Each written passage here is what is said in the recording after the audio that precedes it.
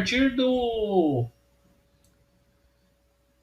local que a gente parou na outra aula, né? Então tá aqui, ó, né? A gente parou e ia começar a falar sobre repositórios, né? Então a gente está falando sobre características de comércio eletrônico, né? E aí ia começar a falar sobre repositório. Eu vou pôr aqui em tela cheia e aí vamos lá. Vamos falar um pouquinho sobre repositórios. Então aqui tem alguns sites úteis, né? Se vocês quiserem dar uma conferida, fala a respeito do conteúdo também. Eu vou mandar depois essa apresentação para vocês, tá? Bom, primeiro, quando a gente fala em repositórios, é um tipo de site que aglomera várias coisas. Vamos fazer aqui algum exemplo para vocês. Que tá iTunes, Democracy Play, Variante, plugins do Internet Explorer, do Firefox, do Chrome. Na verdade, um repositório é tudo que aglomera algum tipo de mídia, seja áudio ou seja vídeo. Então você pode me perguntar, professor, então o Spotify é um repositório? Ele é um repositório de áudio. Então é algo que armazena várias coisas de um mesmo tipo. Ah, o YouTube é um repositório de vídeo. Netflix é um repositório de vídeo, repositório de filmes e assim por diante, tá? Então é um outro tipo de comércio, tá? O YouTube, Netflix, é, e qualquer outro tipo desse de site, eles ganham dinheiro também. Então é um tipo de negócio, tá? Então quando a gente fala em empresa, não se limitem só a pensar na empresa para vender algo, tá? Você pode ganhar dinheiro de outra forma se tratando de negócios digitais. Por exemplo, você pode ganhar dinheiro com repositórios e propaganda. Então, como o YouTube, por exemplo, ganha dinheiro? Ele ganha dinheiro com propaganda. Por isso que aparece aqueles vídeos lá toda hora que fica interrompe o que você está assistindo para você ver uma propaganda. Na lateral tem propaganda, na tela inicial do YouTube tem propaganda. Porque o que acontece? Sites que são repositórios, eles normalmente eles eles fornecem algo para atrair uma grande quantidade de pessoas para dentro dele, e aí essas pessoas que estão ali, no caso, por exemplo, do YouTube vendo o vídeo, ela vai ter acesso às propagandas, então ele oferece esse serviço para as empresas. Ó, eu tenho um local na internet onde eu tenho a possibilidade de tantas pessoas para ver uma propaganda sua. Se você me pagar tanto, eu faço propaganda sua. Então é um outro tipo de negócio que funciona muito bem. Facebook também ganha dinheiro assim, Instagram também, só que aí já estamos falando de rede social, não de repositórios, tá? Então é importante não confundir. Certo? E o Spotify, a versão grátis dele, ele tem propagandas também. Não sei se alguém já usou sem pagar aí o Spotify. Você escuta uma, duas músicas e quarta tem uma propaganda. E daí você escuta outra música, daí a pouco tem outra propaganda. Então é uma forma de ganhar dinheiro, certo? Então repositórios vão ser tudo que aglomera algum tipo de áudio ou vídeo, tá? Mídias, no caso. Bom, aí aqui tem, na época que eu montei a aula, estava em alta podcasts, tá? Então, hoje em dia ainda existe, mas menos. Que era as pessoas se reunir e gravar um áudio só para falar sobre um determinado assunto, tá? Então aqui está dando alguns sites que pode, né, que você pode encontrar coisas a respeito. Filmes. E aqui nessa parte são filmes que têm a ver com a nossa temática, né, de segurança da informação, de internet, dentre outras coisas, tá? Tem filmes antigos até mais novos, tá? Mas não precisa assistir não é obrigatório, é só por curiosidade. Bom, outro tipo de forma de ganhar dinheiro com sites na internet são grupos de discussão, tá? Um mais famoso aí era o Yahoo, né? O Yahoo Respostas lá, perguntas e respostas, que são os grupos lá, os blogs de pergunta e resposta. É o mesmo princípio dos repositórios. Aglomera um monte de gente interessada em alguma coisa e aí faz propaganda. Então você ganha dinheiro também com propaganda, tá? Então, listas de discussão, fórum de discussão, também tem esse intuito. Bom, e agora a gente vai começar a falar sobre hacker, tá, galera? É muito comum a gente confundir hacker e cracker, tá? São dois termos que são importantes de serem usados aí, tá? De serem frisados. Olha só, o hacker, galera, por mais que a maioria pense, não é o mal da história. O cracker é mais... Os dois são maus, vai, mas o cracker é mais mal. Vou explicar. O hacker é a pessoa que vai usar o computador para invadir, para derrubar um sistema, para roubar algo de um sistema ou destruir algo. Tá, beleza, o hacker faz isso. E o cracker, professor, o que ele faz? O cracker ele faz tudo isso, só que com a intenção de prejudicar. Então, o cara que é hacker, ele faz, ele invade, mas ele vai tentar tirar algum lucro. Então, por exemplo, o cara invade um banco e aí liga lá para o banco, eu consegui invadir seu banco, para mim te passar a sua... Consegui invadir o banco, para mim te passar a sua falha, eu vou cobrar tanto. Então ele vai ganhar algum dinheiro com isso. O cracker, ele não se importa com ganhar, ele quer somente ir lá e destruir. Então ele não iria tentar tirar um proveito, ele iria entrar lá e ia destruir a informação. Então vamos lá. O termo hacker, então, aqui tem alguns termos em inglês, tá? São pessoas que têm acesso à informação não autorizada. São pessoas ilegais que têm acesso a um sistema de computação, né? São pessoas que têm acesso ilegal a um sistema de computação. São algumas definições com algumas palavras-chave, tá? São pessoas que ganham acesso algumas vezes à informação em um sistema computacional. São pessoas que acessam arquivos em um computador sem autorização e depois destroem. Bom, na verdade, vixe, por que tá assim isso daqui? Mas isso daqui, não sei por que ficou assim o slide, mas vou pular ele, tá? Na verdade, a gente vai ver aqui que o hacker e o cracker, eles se assemelham em muitas coisas. Por exemplo, o hacker é o que eu falei para vocês, ele tem uma ideia mais de não destruir. O cracker sim. Mas os dois são o mesmo tipo de pessoas, tá? Os dois têm normalmente a mesma formação, os dois têm normalmente o mesmo conhecimento, e os dois têm normalmente a mesma filosofia. Tirando que o cracker sempre vai querer destruir o hacker, na maioria das vezes ele faz para provar que ele pode e não destrói nada, ou para ganhar algum dinheiro, tá? Então os dois vêm da mesma ideia, certo? Normalmente são pessoas nerds, tá? É uma característica de um hacker ou de um cracker.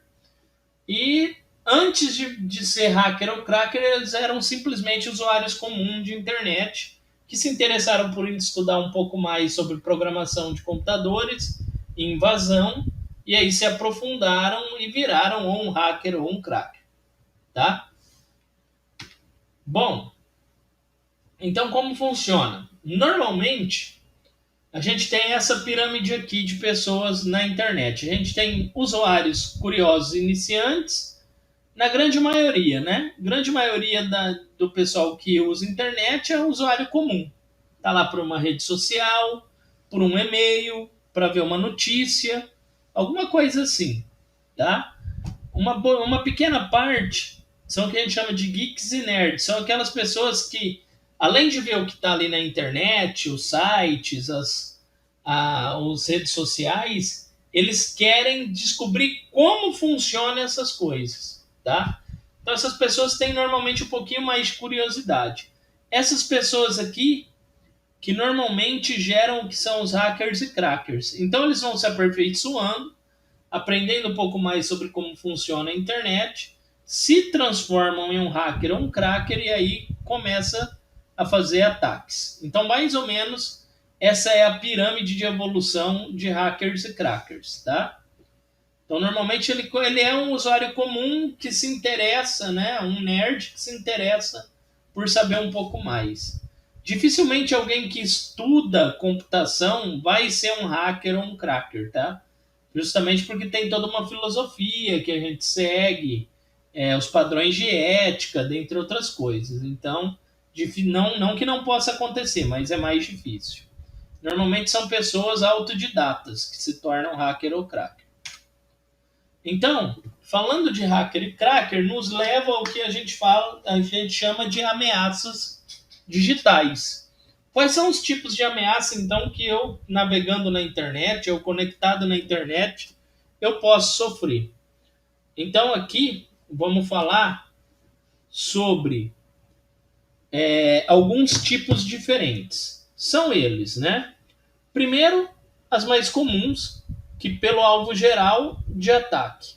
Então, normalmente são aplicações, redes ou misto. Aplicações são programas de computador que vai fazer alguma coisa, ou redes são vírus ou algum tipo de ataque que trafega na rede, ou usando os dois, tá? Então, aplicações é quando um vírus se instala no seu computador e o antivírus vai lá e encontra ele. Aquele vírus que ele pegou ali era uma aplicação que se instalou no seu computador com o fim de danificar alguma coisa. Quem aqui já jogou, né, que baixa o crack lá da internet para burlar o jogo para ele rodar, muitas vezes, se não desativar o antivírus, não funciona, porque o antivírus entende que aquilo lá é um programa que está de alguma forma burlando algo, então por isso que ele vai lá e exclui. Tá? E ele burla mesmo, né? Porque ele está burlando lá a, a integridade do jogo, né? Para conseguir desbloquear ele sem pagar. Tem aqueles vírus que só trafega na rede, pop-up, né? Por meio de pop-up lá no e-mail, que se você clicar no link você pega, ou spam e assim por diante, e tem os dois junto, tá? Então tem ataque, um tipo de ataque ele pode ser via aplicação, via rede ou usando os dois. Também tem outra divisão, um ataque a algum comércio, alguma pessoa que está conectada na internet, ele é ativo ou passivo. Bom, o ataque ativo é aquele que destrói e danifica o sistema. O ataque passivo é aquele que se instala no sistema ou acessa o sistema de alguma forma, mas ao invés de danificar aquele sistema, os arquivos, ele só rouba as informações. Tá? Então ele é mais silencioso. O passivo é um pouco mais perigoso, porque às vezes você nem sabe que está com o vírus e ele está ali pegando as suas informações, tá? Então tem vários tipos de ataque, mecanismos de quebra de senha, exploração de código-fonte. Código-fonte é o que gera um programa de computador. Então se tiver alguma falha ali naquele programa que gerou naquele código que gerou um programa de computador, pode ser usado para um ataque. Então alguns tipos de ataque ativo, tá? Tá aqui, são vários.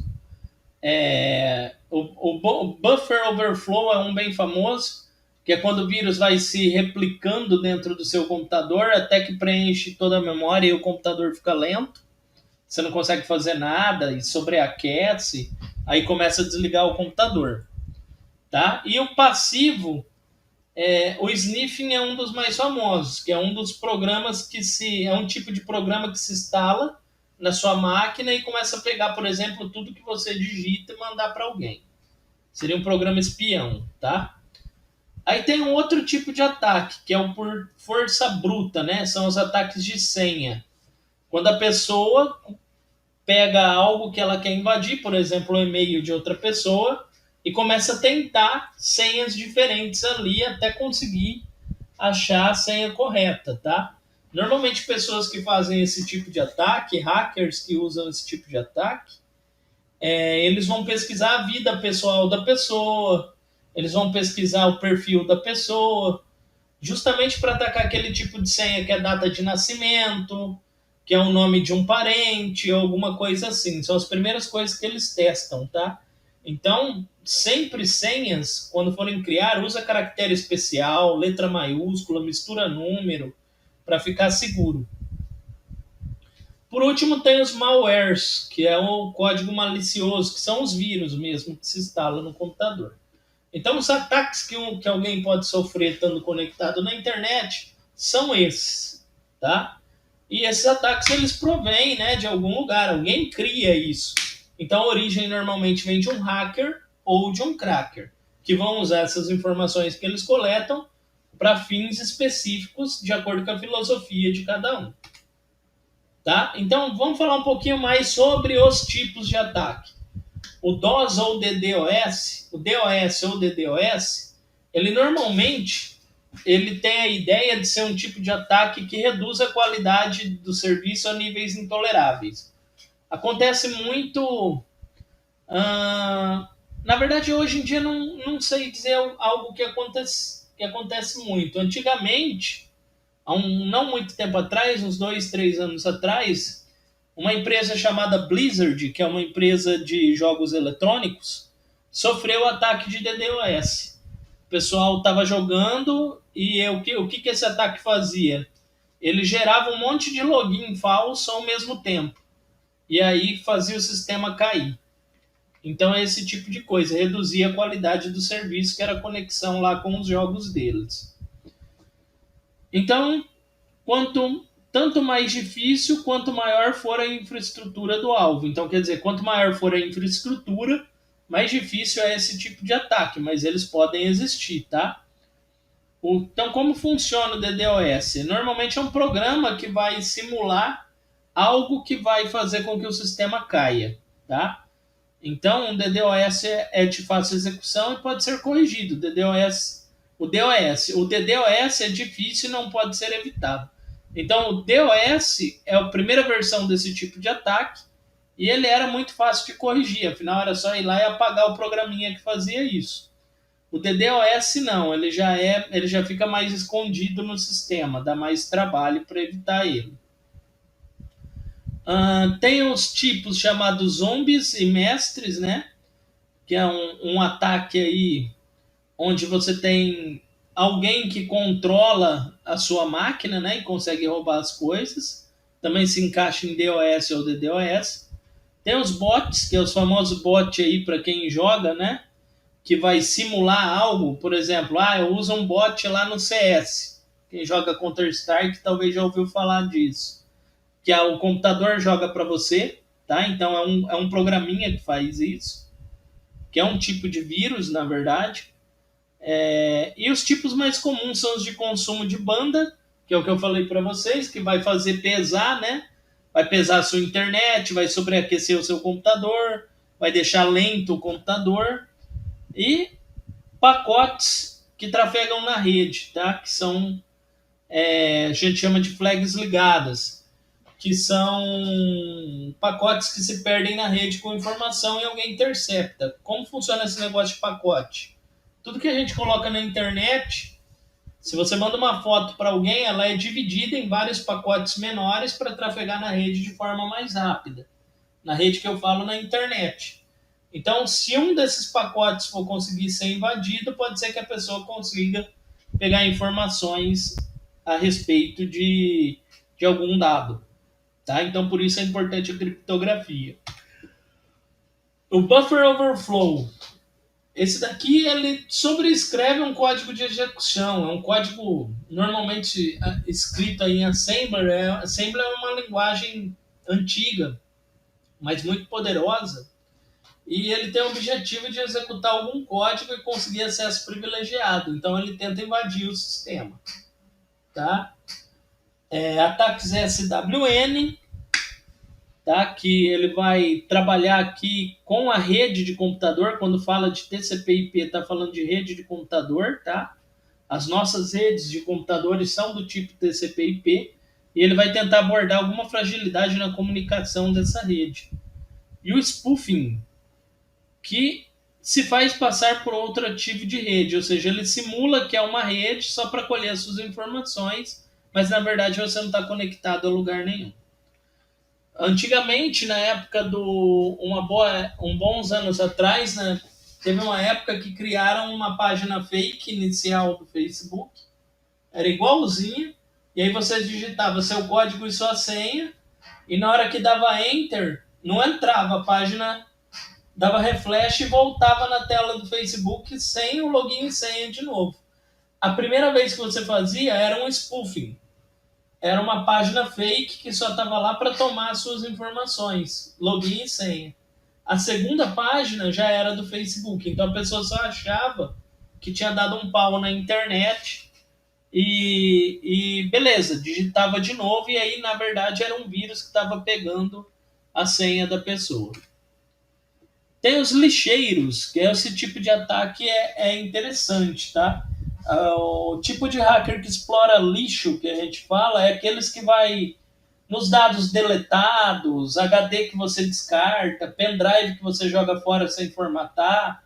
Eles tentam achar informações nesse tipo de, de, de peças, né? De computadores ou de lugares. E a engenharia social, que é aquela que alguém tenta se passar por algo para tirar alguma informação sua.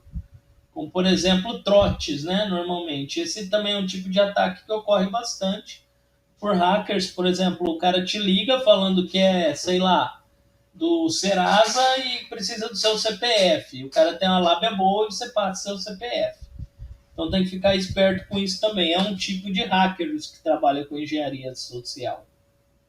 Tá? Então, o computador não está seguro nem quando está desligado e trancado em uma sala, pois mesmo assim, alguém pode ser instruído a ligá-lo. Então, quer dizer, se você está conectado na internet, você está sujeito a ataque. Não adianta eu falar, mas eu não acesso tal coisa. Eu só fico no e-mail, ou eu só vejo vídeo. Você está conectado na internet, você está sujeito a ataque. O que você pode fazer para evitar isso é tudo que a gente já comentou anteriormente, né? Firewall bom, senhas, senhas fortes, né? Senhas bem montadas, criptografia, antivírus, isso ajuda, mas mesmo assim não previne 100%. Também tem o tal do malware. O malware vem de malicious software. É um programa que se instala no computador para danificar alguma coisa. Ele é um programa malicioso, ele é um programa que vai se instalar para excluir as coisas ou para destruir as coisas. O vírus ele é autorreplicante, ele normalmente ele interfere com hardware, sistemas operacionais e aplicações. São desenvolvidos para se replicar e iludir detecção. Precisa ser executado para ser ativado. Se alguém aqui já pegou cavalo de Troia, pegou um vírus. Aí você passou antivírus lá, acharam, chama Trojan normalmente, né? O cavalo de Troia. O antivírus pegou 36 Trojan. Aí você passa de novo o antivírus, agora pegou 40. Aí você passa de novo, agora pegou mais 10. Quer dizer, esse vírus ele está se replicando, por isso que você pega tanto Trojan quando pega cavalo de Troia, né? Porque ele é um vírus do tipo que se replica.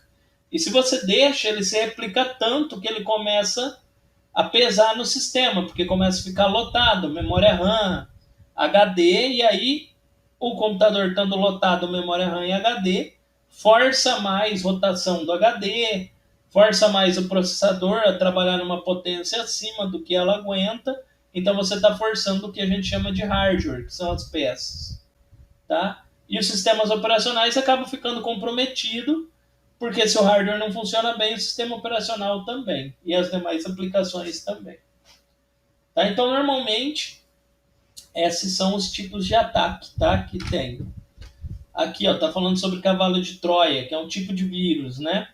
É um código malicioso escondido em uma aplicação, geralmente legítima, como por exemplo um jogo. Fica dormente até ser ativado. Muito comum em programas de gerência remota, tá? Programas que você acessa outro computador. Não se autorreplica e precisa ser executado. Aqui vem uma pequena diferença entre o vírus e o cavalo de Troia. O vírus ele se instala no seu sistema, você não precisa de executar ele, ele se replica. Troia, os trojans, eles se replicam sim, mas você precisa de executar eles antes, tá? Então ele não se replica de maneira automática, ele precisa ser executado para depois se replicar. Bombas lógicas. Caído em desuso pela utilização de segurança em desenvolvimento. Então, existia há muito tempo um programa. A pessoa te passava um programa e você executava ele e aquele programa danificava alguma coisa. Mas isso era feito não como um vírus qualquer.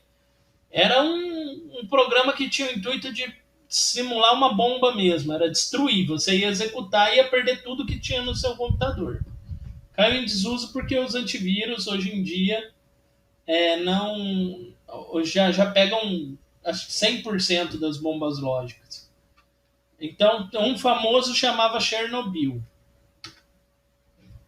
Os worms, esses são iguais os vírus, eles se autorreplicam também. Mas esse, diferente do vírus e do Trojan, eles não alteram nenhum dos arquivos, eles são praticamente imperceptíveis até que todo recurso seja consumido.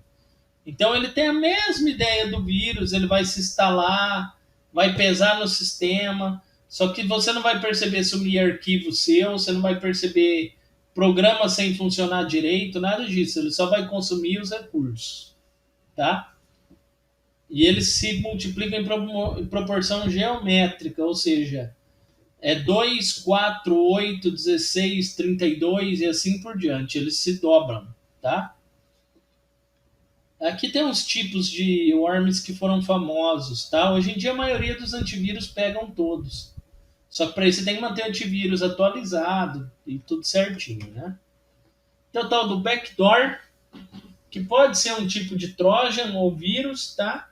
O backdoor ele tem a ideia de prover acesso não autorizado a algum lugar, então ele força, né? Ah, eu quero acessar um e-mail de alguém que eu não conheço, eu vou instalar um backdoor no computador dessa pessoa para mim conseguir acessar sem acesso sem ter autorização. Então o backdoor faz isso, é um programa que burla uma autorização de acesso. O Hotkit, coleção de ferramentas que possibilitam criação de backdoors, né? Então esse Hotkit é um programa que gera um backdoor. Eles modificam rotinas dos sistemas operacionais comprometidos para impedir a detecção do backdoor. Então, esse hotkit é um programinha que ele faz com que o sistema operacional nunca enxergue um backdoor.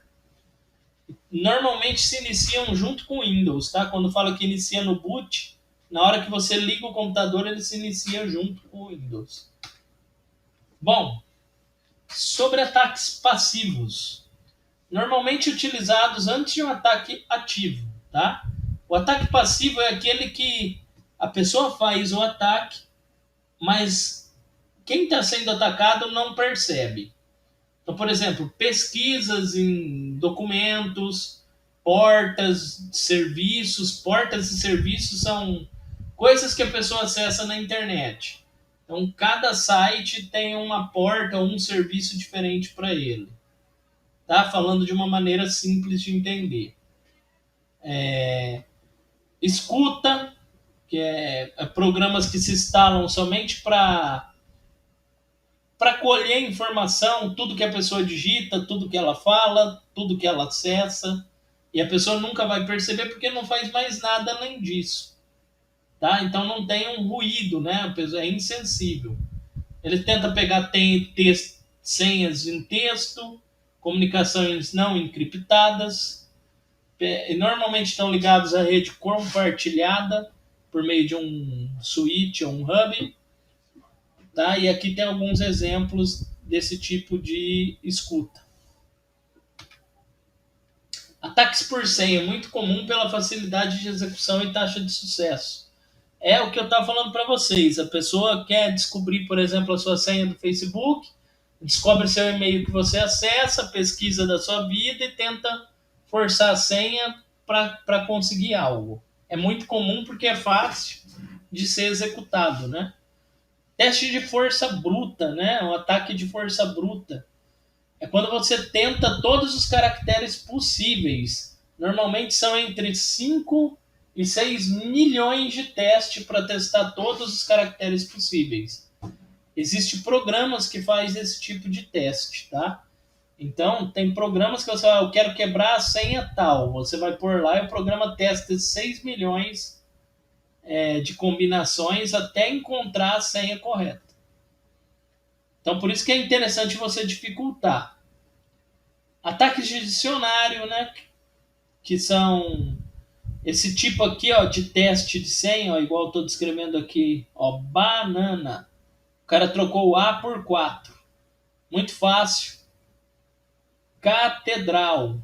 Ó, o cara pôs 2 arroba no lugar do A, o T 7, o E 3.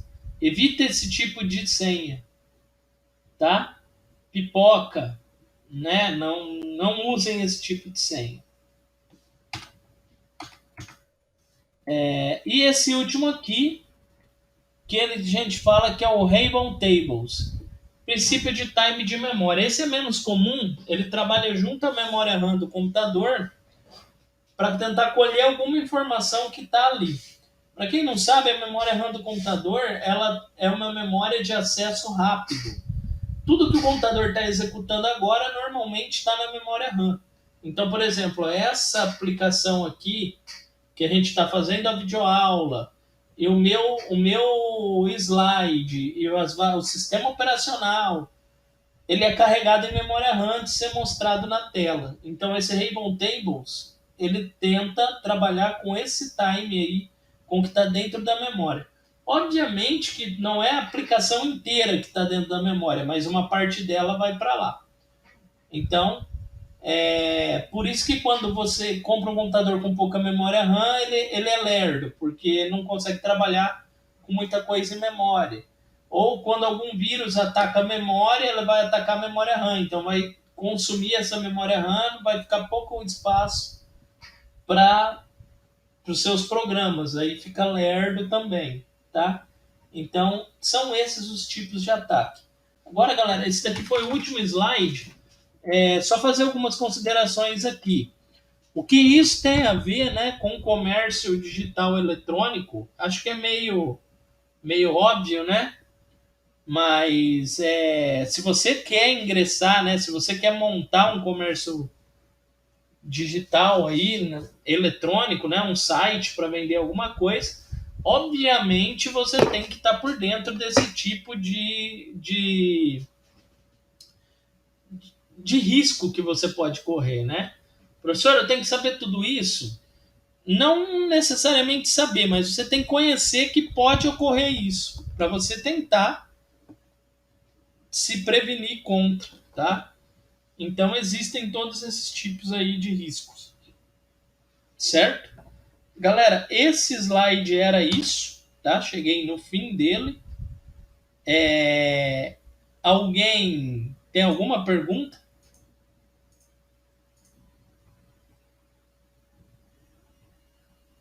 Sim, não, mais ou menos? Não? Eu não. Bom, vou encerrar aqui